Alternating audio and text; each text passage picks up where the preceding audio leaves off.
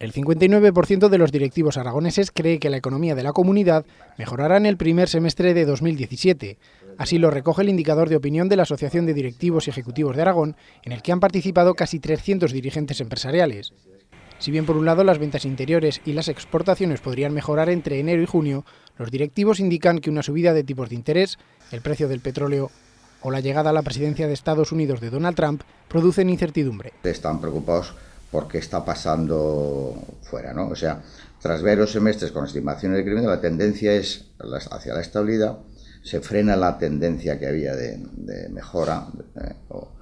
Factores externos como bajos tipos de interés y precio reducido del barril del petróleo han cambiado ya la tendencia, como decía antes, y eso preocupa a los directivos.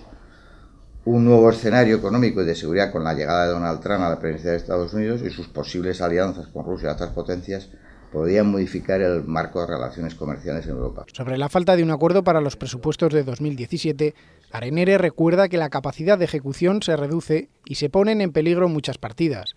Así ha pedido un plan de infraestructuras que incentive la inversión. Con activación de la inversión,